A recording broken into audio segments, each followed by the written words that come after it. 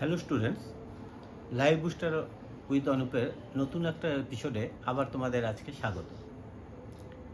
আজকে তোমাদের অনেকের করা একটি প্রশ্ন সম্পর্কে একটু বিশদে আলোচনা করছি। তোমরা সেই বিষয়টা একটু ভালোভাবে লক্ষ্য রাখো। আজকের আলোচনার বিষয় হচ্ছে ফিজিক্যাল সায়েন্সের সাথে অঙ্কের সম্পর্কটা কীরকম। অনেকেই তোমরা বলে থাকো যে অঙ্কটা আমরা স্যার পারছি না, বা অঙ্কটা না করে কি ফিজিক্যাল সায়েন্সে আমরা নাম্বার পেতে পারি না। দেখো, ফিজিক্যাল সায়েন্সে যদি 100% নাম্বার পেতে হয় এবং ফিজিক্যাল সায়েন্স যদি সত্যিকারের বুঝতে হয়, তাহলে আমাদের অঙ্কটা অনেক ভালোভাবে করতে হবে। এবং অঙ্কটা যেটা ম্যাথমেটিক্সের অঙ্ক করো, সেই অঙ্ক থেকেই কিন্তু ফিজিক্যাল সায়েন্সের অঙ্কগুলো তোমাদের আসবে। তাই আমি বলছি, ফিজিক্যাল সায়েন্সটা যদি ভালোভাবে শিখতে হয়, তাহলে তোমাদের অঙ্ক কিন্তু জানতেই হবে। কিভাবে দেখো অঙ্কটা তোমাদের ওতপ্রোতভাবে জড়িত হতে পারে, সেরকম আমি আজকে দু একটা উদাহরণ দিয়ে দিচ্ছি। আমাদের ফিজিক্যাল সায়েন্সের যে টাইপের কোশ্চিনগুলো আসে, তাতে দেখবে কিছু শর্ট কোশ্চিন আসে, সেটাও মূলত অঙ্কযুক্ত কোশ্চিন। আবার কিছু ব্রড কোশ্চিন আছে, সেটাও 3 নাম্বারের কোশ্চিন দিয়ে দেয়। ফিজিক্যাল সায়েন্সে জেনারেলি ক্লাস 9-10 অবধি 3 নাম্বারে বেশি কোনো কোশ্চিন থাকে না। সেই কোশ্চিনেও কিন্তু অঙ্ক অবশ্যম্ভাবী হয়ে যায়। এবং অঙ্কের উত্তর না করলে পারে আমরা হয়তো ওই 70-75-এর ঘরে আটকে যাব। তারপরের 15 নাম্বার পেতে হলে অঙ্ককে আমার টাচ করতেই হবে। এবং অঙ্কটা দেওয়ার পেছনের দুটো যুক্তি হচ্ছে যে অঙ্ক যেটা দেয় সেটা কিন্তু খুব কঠিনতম অঙ্ক দেওয়া হয় না, সোজা এবং হালকা অঙ্কই দেওয়া হয়। জানতে চাওয়া হয় যে তুমি সেই বিষয়টার এককটাকে সঠিকভাবে জানো কি জানো না, তুমি যে ফর্মুলাটা ইমপ্লিমেন্ট করতে যাচ্ছ সেই ফর্মুলাটা সম্পর্কে তোমার সম্যক ধারণা আছে কি নেই, এইটা জানার জন্যে। এবং তোমরাও পড়ার সময় অনেক সময় আমরা করি কি, কোনো একটা বিশেষ বিষয়ে ফর্মুলা আমরা করি, মানে একটা সূত্র পড়লাম, এই সূত্র থেকে এই ফর্মুলাটা হলো। সেই ফর্মুলাটা যখন করলাম, তখন সেই ফর্মুলাটা আমি পুরোপুরি তখনই বুঝতে পারবো যখন আমি একটা অঙ্ক করব বা দুটো অঙ্ক করবো। অঙ্ক করলে পারে তখন এই ফর্মুলাটা দেখবে অনেক ইজি হয়ে গেছে এবং তোমার চিরকাল মনে থাকবে। উদাহরণস্বরূপ দেখো, আজকে আমি তোমাদের একটা অঙ্ক বলছি। যেমন একটা অঙ্ক তোমাদের ছোট্ট করে 1 নাম্বারে একটা অঙ্ক আসতে পারে, সে আমি একটু বোর্ডে লিখছি, একটু দেখো। ধরে নাও একটা এরকম দিয়ে দিল তোমাদেরকে, -3 ডিগ্রি সি ও 273 নয়, 300 কে করে দিই, ও 300 কে এর মধ্যে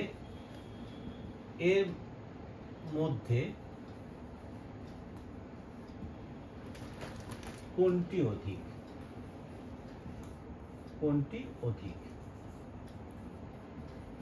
দেখো, এইখানটায় যে কোশ্চেনটা আসছে, এখানটায় -3 ডিগ্রি সি না, এখানটায় মাইনাসটা নিব না, প্রথমে আমি 30 ডিগ্রি সি করে দিলাম। তাহলে এখানটায় 300 কে একটা দিয়ে দিল, আর একটা দিল 30 ডিগ্রি সি।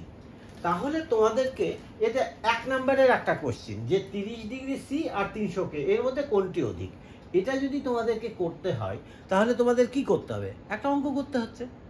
এই অঙ্কটাতে ভাইটাল বিষয়টা কি হচ্ছে, সেন্টিগ্রেড, এই যে সেন্টিগ্রেডটা যেটা আসছে, সেন্টিগ্রেড এবং এই কেলভিন, সেন্টিগ্রেড এবং কেলভিন এই দুটোর মধ্যে সম্পর্ক তোমাদের জানতে হচ্ছে। তাহলে তোমাদের সম্মুখে একটা ধারণা আগে জানতে হবে, কেলভিনটা কোথার থেকে আসলো, এদের মধ্যে সম্পর্কটা বা কোথার থেকে আসলো। তখন তোমাকে পিছন ফিরে তাকাতে হবে। পিছন ফিরে কীরকম তাকাতে হবে? আমাকে পরম শূন্য উষ্ণতা সম্পর্কে জানতে হবে। তাহলে পরম শূন্য উষ্ণতাটা কি? দেখ, আমি ছোট্ট করে একটু পরম শূন্য উষ্ণতাটা বুঝিয়ে আমি অঙ্কটাতে আসছি, যাতে তোমাদের কিছুটা হেল্প হয়। আমরা থার্মোমিটারগুলো কিভাবে তৈরি করি সেটা দেখো। আমরা মূলত দুটো থার্মোমিটার বা 3টে থার্মোমিটার, 3 ধরনের থার্মোমিটার আমরা ইউজ করি। তার মধ্যে দুটো খুব ভাইটাল। একটা কি, একটা ফারেনহাইট, যেটা আমাদের সচরাচর ব্যবহার করি। আর একটা কি, সেলসিয়াস থার্মোমিটার, এটাও আমরা সচরাচর ব্যবহার করি, এটা পরীক্ষাগারে ব্যবহার করি। এই থার্মোমিটার কি থাকে, থার্মোমিটারগুলো কিভাবে তৈরি করা হয়? থার্মোমিটারগুলোর মূলত ধরনটা হচ্ছে এরকম। একটা হচ্ছে কি, যে তাপমাত্রায় জল জমে বরফে পরিণত হচ্ছে। আর একটা কি করা হচ্ছে, যে তাপমাত্রায় জল ফুটে বাষ্পে পরিণত হয়। জলটা আমাদের খুব সহজলভ্য।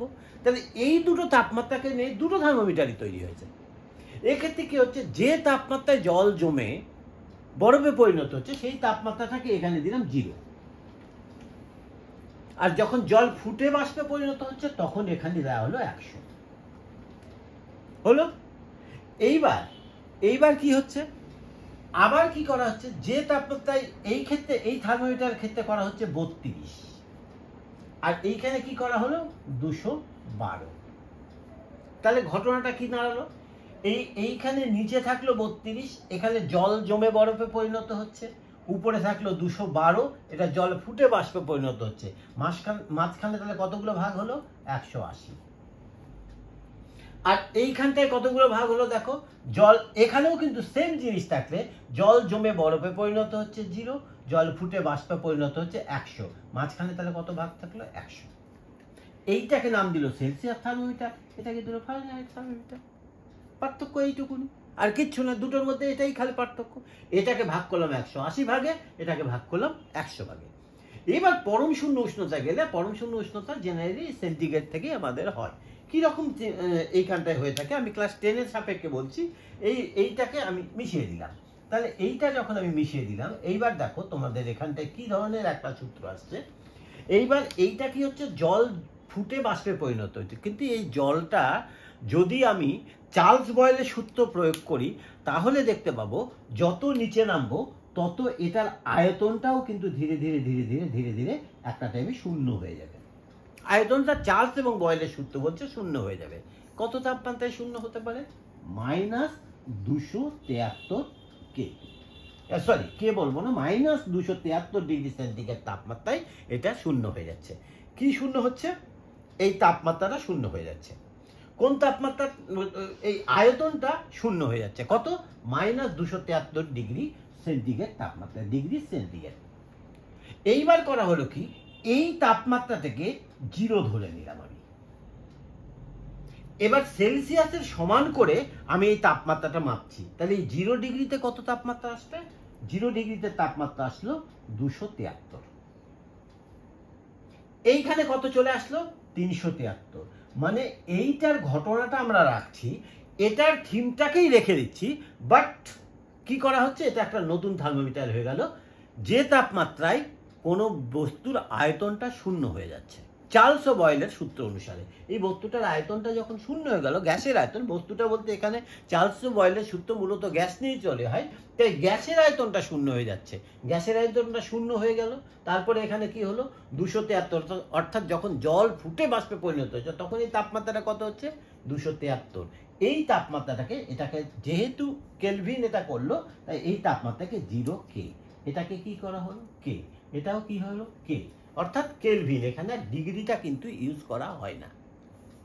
আমার কথাটা বোঝা গেল। এইবার যে ঘটনাটা ঘটলো, তাহলে এদের মধ্যে সম্পর্কটা কি হলো, অর্থাৎ এটা সেন্টিগ্রেড এবং কেলভিন এই দুটোর মধ্যে সম্পর্ক কি হলো, যদি কোনো একটা তাপমাত্রা ধরে নাও, এই তাপমাত্রাটা যাকে আমি টি লিখলাম, টি ডিগ্রি সি, এই তাপমাত্রাটা কেলভিন স্কেলে কত পাচ্ছি, টি ডিগ্রি সি, এইটা আচ্ছা, T degree C is equal to Kelvin স্কেলে কত হবে, এর সাথে সঙ্গে সঙ্গে যুক্ত হচ্ছে 273 যোগ করে দাও, 273 প্লাস টি, 273 প্লাস টি, এটা যদি করে দিই তাহলেই হয়ে যাবে। এইটা টি ডিগ্রিতে কত হচ্ছে দেখো, 0। তাহলে আমি এখানে মানটা যদি আমি কত করি, 0, তাহলে কত হচ্ছে, 273 প্লাস 0, দ্যাট ইজ 273 কে। এইখানটা আমি কে, তাহলে ডিগ্রি সি আর কে এই দুটোর মধ্যে সম্পর্কটা আমাদের কি দাঁড়ালো, T degree C is equal to 273 plus T. বোঝা গেল। তাহলে এইবার আমি গোটা জিনিসটাকে একটু মুছে দিলাম, মুছে দিয়ে আমাদের যে অঙ্কটা, সেই মূল অঙ্কটাতে আমি ফোকাস করছি। তোমরা দেখো এই মূল অঙ্কটা, এইবার আমরা কি করতে পারি, এখানটায় 30 ডিগ্রি সি আর 300 কে, এই দুটোর মধ্যে কে অধিক, আমাদের প্রশ্নটা ছিল এটা। তাহলে এইখানে আমার 30 ডিগ্রি সি আর 300 কে, যে কোনো একটাকে অন্যটাতে কনভার্ট করে নাও, অর্থাৎ সিটাকে হয় কে তে কনভার্ট করো, না কে কে সি তে কনভার্ট করো, আমাদের সুবিধা।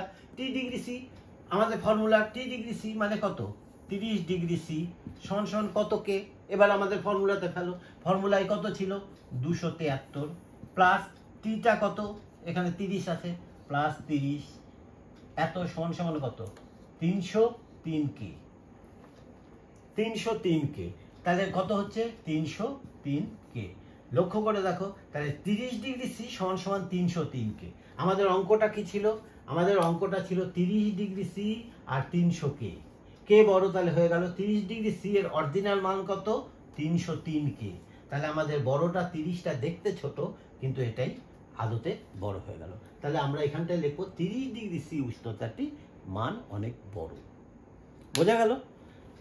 নেক্সট তাহলে আমরা বলছি যখন এই অঙ্কটা এইভাবে করে ফেলবো, তখন কিন্তু ফিজিক্যাল সায়েন্সের ওই যে সূত্রটা, অর্থাৎ পরম শূন্য উষ্ণতার যে ব্যাপারটা, সেইটা কিন্তু আমাদের মধ্যে অনেকটা ইজি এবং অনেক বেটার হয়ে গেল।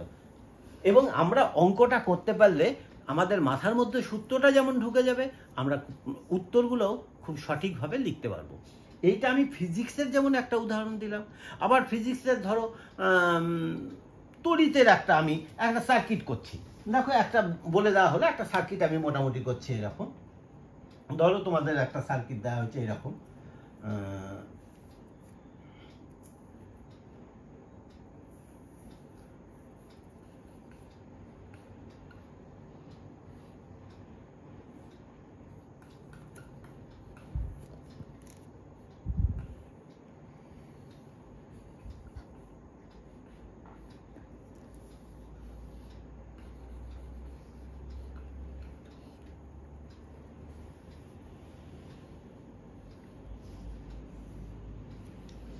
এই একটা সার্কিট আঁকছি আমি।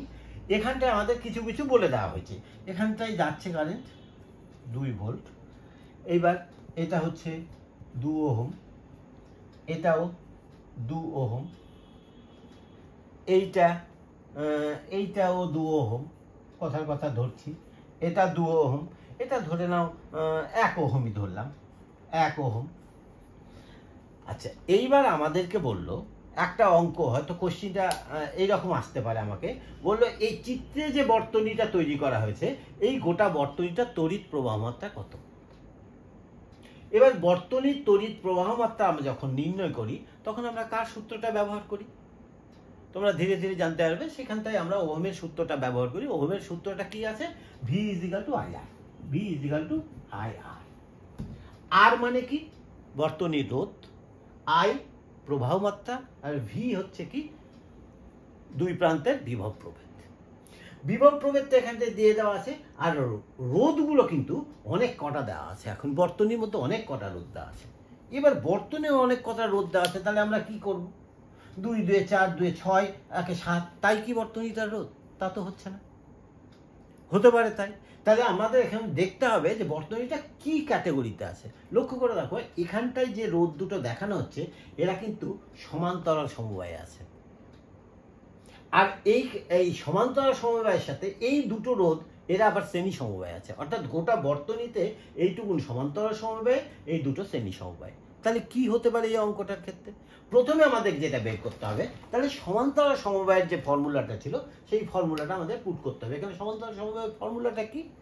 1/r1, 1/r সমান সমান ধরো আর 1/rs। এইটার রোধ, এইটুকুনের রোধটা আমরা এই জায়গাটুকুনের রোধটা আগে বের করে নিচ্ছি। এইটুকুনের রোধটা কত হচ্ছে সেটা আগে দেখে নিই। 1/r এর ফর্মুলা কি? 1/r1 plus 1/r2। অর্থাৎ এটাকে r1 ধরছি, এটাকে ধরছি r2। তাহলে আমাদের কি ফর্মুলা হলো? 1/2 যোগ 1/2 ইকুয়াল টু 1/1।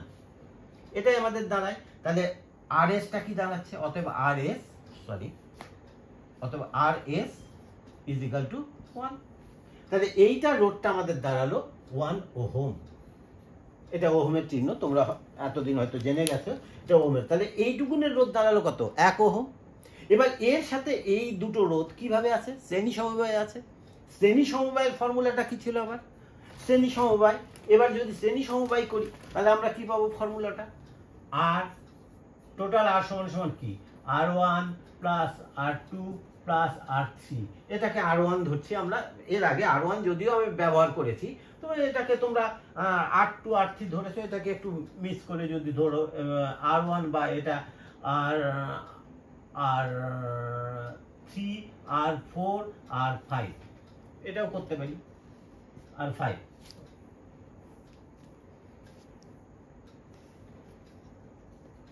R5।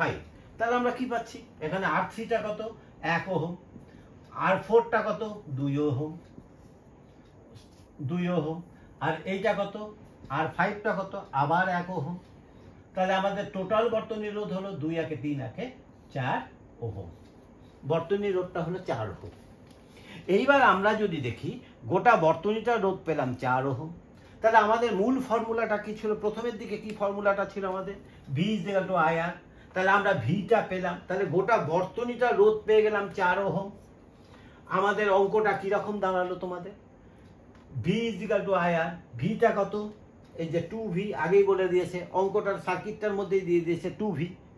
আইটা কত জানি না, তাহলে আমাদের V = IR, তাহলে V = IR, ভিটাকে আমি লিখছি 2 সমান সমান কি হচ্ছে, I থেকে গেল, আর কত 4, তাহলে আইটা কত হচ্ছে, I, অতএব I সমান সমান 2/4, তার মানে 1-এর 2, 1-এর 2, 1-এর 2। এটা কি হবে, আইটা কি, I হচ্ছে প্রবাহ মাত্রা, তাহলে এর এককটা কি, অ্যাম্পিয়ার।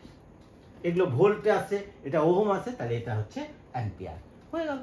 অতএব এটার এটা হচ্ছে 1-এর 2 অ্যাম্পিয়ার বা 0.5 অ্যাম্পিয়ার, 0.5 অ্যাম্পিয়ার।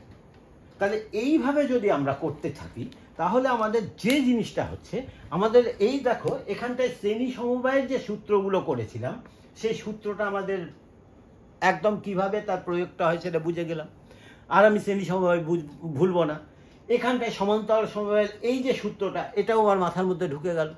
অর্থাৎ আমি যেটা বলতে চাচ্ছি সেটা হচ্ছে, বারবার আমরা যদি অঙ্কগুলো করতে থাকি, তাহলে পরে হবে কি, আমরা সূত্রগুলোও যেমন ভুলবো না, সূত্রের প্রয়োগটাকেও আমরা কোনো ক্রমেই ভুলবো না।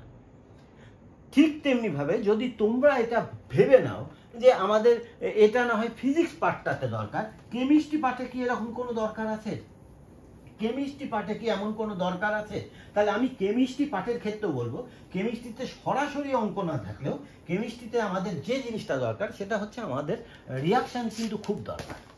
রিয়াকশানগুলো বারবার আমাদের রিপিট না করলে পারে হয় না, তাই রিয়াকশানগুলো আমাদের খুব দরকার। যেমন ধরো একটা কোশ্চিন আমাদের চলে আসতে পারে, আমি একটা কোশ্চিন পড়ছি, লিখতে গেলে অনেকখানি লিখতে হয়, তবুও আমি বলছি, সিলভার নাইট্রেটের বর্ণহীন জলীয় দ্রবণের মধ্যে, আচ্ছা লিখছি না হয়, সিলভার নাইট্রেটের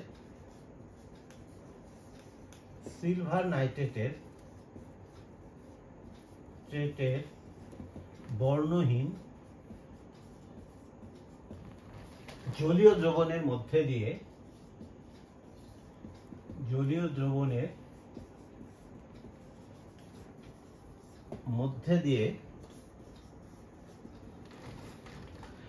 দিয়ে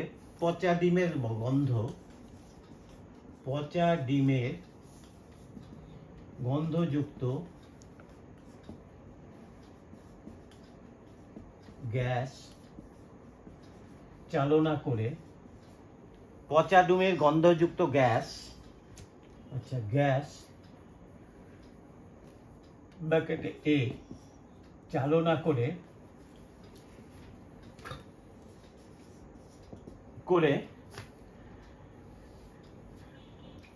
কালো রঙের বি অধক্ষিপ্ত হয়,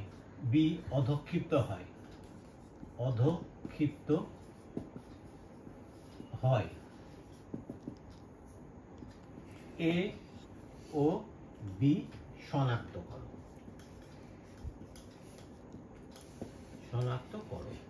দেখো এইটা কিন্তু অঙ্ক না, এটা রিয়াকশনমূলক একটা কোশ্চিন করা হয়েছে।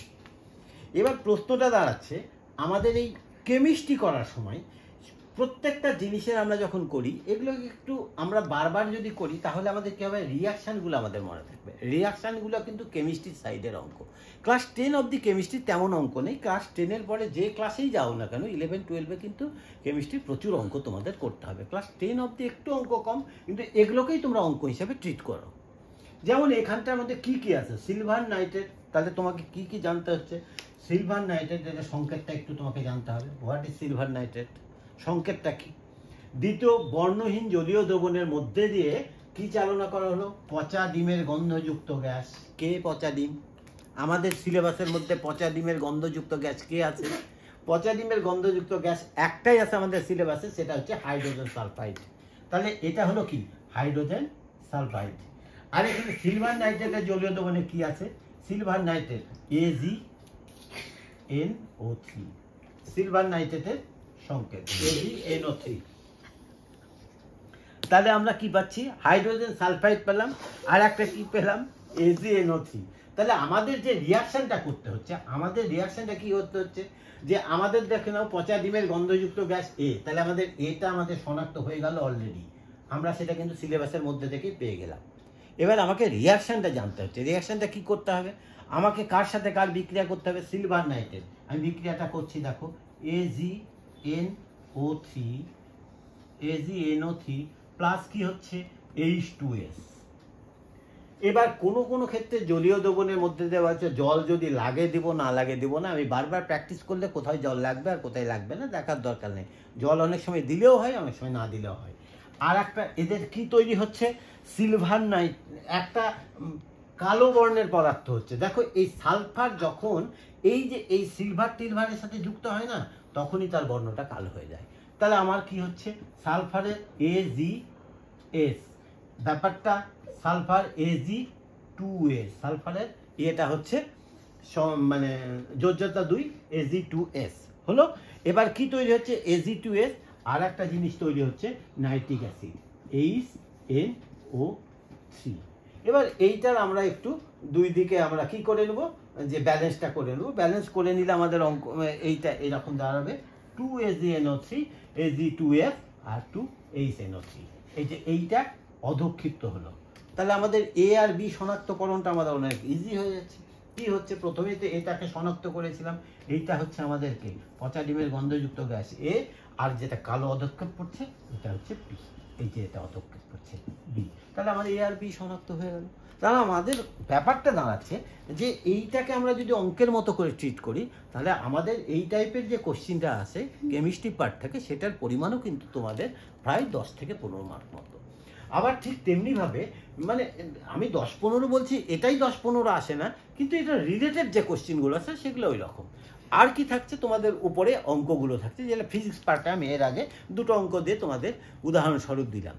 তো আমার মনে হচ্ছে সেই জন্যে যখনই আমরা কোনো একটা সূত্রযুক্ত কোনো কিছু পড়ব, সূত্র করার পর ওই যে ফর্মুলাগুলো করলাম, সেই ফর্মুলাগুলো দিয়ে যদি ছোট ছোট কিছু কিছু অঙ্ক করি, প্রচুর অঙ্ক তোমাদের সলভ করতে হবে না, তোমাদের খুব হালকা অঙ্ক আসবে। 2টো বা 3টে অঙ্ক করো, করার পর তুমি ইজি দেখতে পাবে তোমার বিষয়টা অনেক অনেক অনেক সহজ হয়ে যাবে। এটা আমার বিশ্বাস, এটা আমার গ্যারেন্টি। আমি আশা করি তোমাদের বোঝাতে পারলাম, এবং আগামীতে তোমাদের এতে করে অনেক উপকার হবে বলে আমার ধারণা। এবার যদি তোমাদের তারপরে কোনো কোশ্চিন থেকে থাকে তোমরা বলবে, এবং আশা করি আমার চ্যানেলটিকে তোমরা সাবস্ক্রাইব করে নেবে, যাতে এর পরের এপিসোডগুলো তোমাদের কাছে চলে যায়। এবং আগামী দিন থেকে আমরা হয়তো ক্লাস শুরু করে দেবো। প্রত্যেকটা ক্লাস 10-এর বা ক্লাস 9-এর এই 2টো ক্লাসেরই সবার আগে আমি শুরু করব, তাতে প্রত্যেকটা চ্যাপ্টার ওয়াইজ তোমরা পেয়ে যাবা সব কিছু। হয়তো সব লিখে কমপ্লিট করতে না পারলে আমি মুখে মুখে কোশ্চেনগুলো বলে দেবো, যে এখান থেকে কি কি কোশ্চেন তোমাদের প্রিপেয়ার করতে হবে আগামী পরীক্ষার জন্য বা গোটা সাবজেক্টটা করার জন্য। এইটুকুনি আজকে থাকলো। ধন্যবাদ।